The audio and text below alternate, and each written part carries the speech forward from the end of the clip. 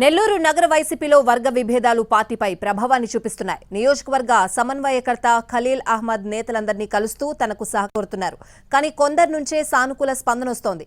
అసలే ఓవైపు ఎన్నికలు ముంచుకొస్తున్నాయి. ఇలాంటి పరిస్థితుల్లో అందరినీ సమన్వయపరచలేక తల పట్టుకునే పరిస్థితి నెలకొంది.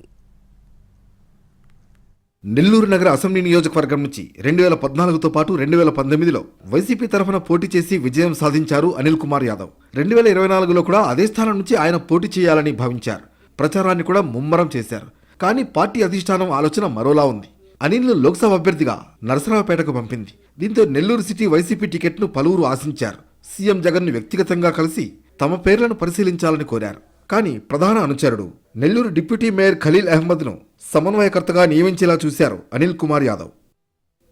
నెల్లూరు నగరానికి ఖలీల్ అహ్మద్ పేరు ఖరారు కావడంతో టికెట్ ఆశించిన వాళ్లతో పాటు పార్టీలోని సీనియర్లలో అసంతృప్తి వ్యక్తమైంది. అనిల్ ఎమ్మెల్యేగా ఉన్నప్పుడే వైసీపీ నేతలు గ్రూపులుగా విడిపోయారు. అనిల్కు చిన్నాన్న వరుసయ్యే డిప్యూటీ మేయర్ రూప్ కుమార్ యాదవ్తో పాటు నెల్లూరు నగరాభివృద్ధి సంస్థ చైర్మన్ ముక్కాల ద్వారకానాథ్, పార్టీ సీనియర్ నేత వైవి రామిరెడ్డి సహా పలువురు కార్పొరేటర్లు అనిల్కు దూరంగా ఉంటున్నారు. అనిల్ను నరసరావుపేటకు పంపడంతో అందరికీ ఆమోదయోగ్యమైన నేతను నెల్లూరు నగరానికి నియోజకవర్గానికి ఎంపిక చేస్తారని భావించారు. కానీ ఎవరినీ సంప్రదించకుండా ఏకపక్షంగా సమన్వయకర్తగా ఖలీల్ అహ్మద్ని ఎంపిక చేయడంపై తీవ్ర అసంతృప్తి వ్యక్తమవుతోంది.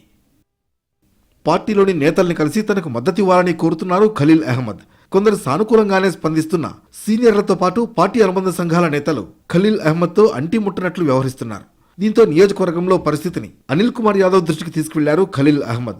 మొదట్లో అలానే ఉంటుందని, కొద్ది రోజుల్లో అంతా సర్దుకుంటుందని అనిల్ చెప్పినట్లు సమాచారం. నెల్లూరు సిటీలో పరిణామాలను వైసీపీ అధిష్టానం గమనిస్తోందని, త్వరలోనే నేతలతో సమావేశం నిర్వహిస్తుందని అనిల్ వర్గం చెబుతోంది. కానీ పార్టీ నేతల నుంచి మద్దతు లేకపోతే ఎన్నికలను ఎలా ఎదుర్కోవాలని ఖలీల్ అహ్మద్ అనుచర వర్గం కలత చెందుతోంది. వైసీపీ అధిష్టానం వెంటనే ఈ విషయంలో జోక్యం చేసుకుని నేతలందరినీ ఏకతాటిపైకి తేవాలని కోరుతున్నారు.